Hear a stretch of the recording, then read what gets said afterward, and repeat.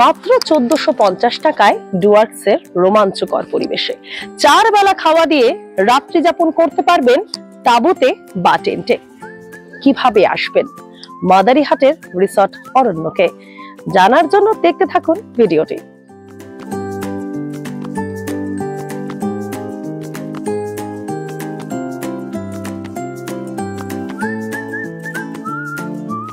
পাহাড় ডুয়ার্সে বেড়াতে গিয়ে হোমস্টেতে হয়তো অনেকবার রাত কাটিয়েছেন, কিন্তু কখনো কি গভীর অভয়ারণ্যের ঘেরা নিঝুম মনোরম পরিবেশে তাঁবুতে সপরিবারে রাত কাটিয়েছেন? যদি না কাটিয়ে থাকেন তবে এবার সে সুযোগ করে দিচ্ছে জলদাপাড়া অভয়ারণ্যের ঠিক বিপরীতে মাদারিহাটের রিসর্ট অরণ্য। শিলিগুড়ি থেকে মাদারিহাটের দূরত্ব প্রায় 125 কিলোমিটার। 4 চাকা গাড়িতে সময় লাগে প্রায় 3 ঘন্টার কাছাকাছি। মাদারিহাটে পৌঁছলেই টোটোপাড়া রোডে ঢুকতেই এই রিসর্টটি অবস্থিত। এখানকার সবচেয়ে আকর্ষণীয় হলো তাঁবুতে রাত্রিবাস। ত্রিপাল দিয়ে তৈরি ছোট ছোট এই তাঁবুর ভেতরেই রয়েছে বাঁশের তৈরি বিছানা। এছাড়াও একটি পরিবারে থাকার জন্য রয়েছে যাবতীয় সরঞ্জাম। তার পাশেই রয়েছে ছোট্ট একটি বাথরুম। রিসর্টের সামনে রয়েছে সুন্দর গাছ দিয়ে সাজানো একটি বাগান। সেখানে বসে বেশ খানিকটা সময় কাটিয়ে দিতে পারবেন পর্যটকেরা। এখানকার পরিবেশ যেমন সুন্দর, তেমনি বাহারি গাছ দিয়ে রিসর্টকে সাজিয়ে তোলা হয়েছে। পাশাপাশি রয়েছে রঙিন আলোয় সাজানো চারপাশ। রাত হলেই এই রঙিন আলো ঝলকানি এক আলাদাই মাত্রা আনে। ফলে পর্যটকেরা এখানে বেড়াতে এলে অবশ্যই আলাদা এক অনুভূতি পাবে। এখানে পর্যটকদের খাবারের জন্য রয়েছে একটি আলাদা রান্নাঘর। এলাকার চাষ হওয়া শাকসবজি, নদীর মাছ রান্না করে সুস্বাদু খাবার পর্যটকদের পাতে তুলে দেওয়া হয়।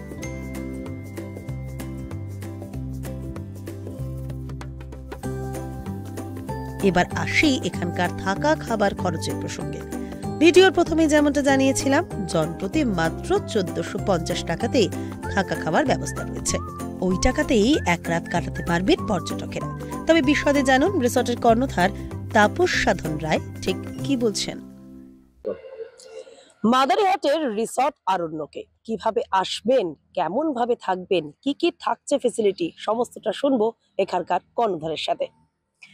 আমার সাথে এখন রয়েছে আরণ্যক অর্থাৎ মাদারিহাটের আরণ্যক রিসর্টের যিনি কর্ণধার রয়েছেন তাপস সাধন রায়। আচ্ছা, কেন আপনার এখানে সকলে আসবে? আমাদের যে রিসোর্টটা সেটা সব থেকে বড় কারণ হচ্ছে এখানে আসার কারণ জলদাপাড়া অভয়ারণ্যের সাথে আমাদের এই মাদারিহাট রিসোর্টটা। তার থেকে বড় জিনিস হচ্ছে আমরা এখানে টেন্টে থাকার ব্যবস্থা, প্রকৃতির মধ্যে টেন্টে যে রাত্রিবাস সেটা একটা আলাদা মাত্রা নিয়ে এসছে আমাদের রিসোর্টটা। সাথে আমাদের কটেজও আছে। এই পাশাপাশি এখানে থেকে চিলাপাতা অভয়ারণ্য, এখান থেকে ভুটান খুব কাছে, আধা ঘন্টার মধ্যে ভুটানে চলে যাওয়া যায় ফুলসিলিং শহরে। তারপরে এখানে একটু ঐতিহাসিক জায়গা কেউ দেখতে চাইলেও এখান থেকে কুচবিহারেও যেতে খুব বেশি হলে 40 থেকে 45 মিনিট লাগে। সাথে চিলাপাতা জঙ্গলে চিলা রাজার যে গড় সেটাও দেখতে পাবে। একদম অভয়ারণ্য, জলদাপাড়া অভয়ারণ্যের সাথে সাথে ঐতিহাসিক জায়গাগুলো এখানে থেকে দেখতে পারবে।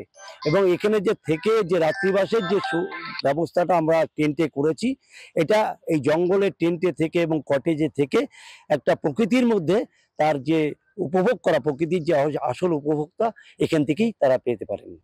আচ্ছা, যারা আসবে আপনার এখানে থাকতে তাদের কিরকম ভাবে খাওয়া দাওয়ার বন্দোবস্ত কতটা কি রয়েছে সেটা যদি একটু বলেন। যারা আসবে তাদের খাওয়া দাওয়া বলতে এখানে আমরা 4 বেলা খাওয়ার ব্যবস্থা বুকিং এর সাথেই করে নিচ্ছি সেখানে। এবং থাকা তো বলেই দিলাম, 4 বেলা খাওয়ারের মধ্যে আমরা সকালে ব্রেকফাস্ট, দুপুরের লাঞ্চ, বিকেলের ইভিনিং টি স্ন্যাক্স এবং রাতে ডিনারের ব্যবস্থা থাকছে। সেখানে চিকেন থাকছে, মাছ থাকছে, ডিম থাকছে, সমস্ত ব্যবস্থাটাই রাখা হয়েছে। এবং ডুয়ার্সের এখানকার যে সোর্সের যে বিভিন্ন লোকাল যে ফুড সেটাও আমরা গেস্টদের প্রোভাইড করে থাকি। একবারে কতজন গেস্ট আপনারা, যেমন দল যদি কেউ আসে যে সময় কাটাবো বন্ধুরা মিলে বা ফ্যামিলি মিলে একসাথে, সেক্ষেত্রে বনফায়ার তো আমরা দেখতেই পাচ্ছি আর রয়েছে।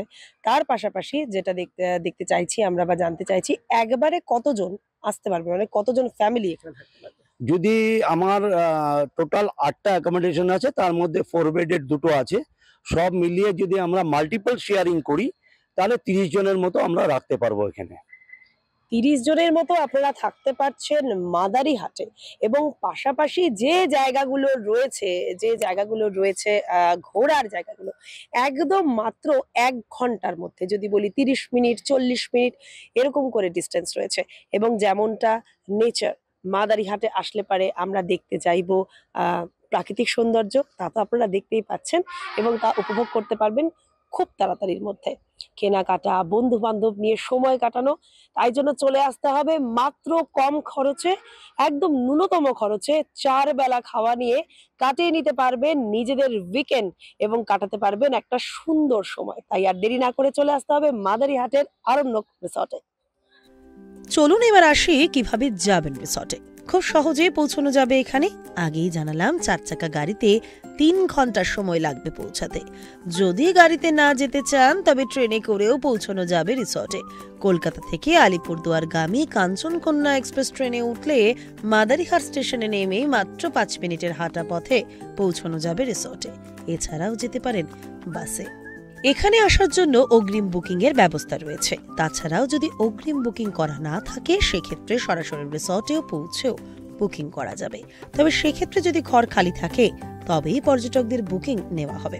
বুকিং করতে হলে যোগাযোগ করতে পারেন রিসর্টের ফোন নাম্বারে। ভিডিওর একেবারে শেষে ফোন নম্বরগুলি দেওয়া রয়েছে। তাছাড়াও এখানে এলে হাতে সময় থাকলে ঘুরে আসতে পারবেন প্রতিবেশী দেশ ভুটানে। এছাড়াও ভোরে জঙ্গল সাফারি করতে পারবেন। তাছাড়াও রিসর্ট থেকে কিছুটা দূরেই রয়েছে তোরসা নদী। গ্রীষ্মকালে বেশ খানিকটা সময় নদীতেও কাটাতে পারবেন।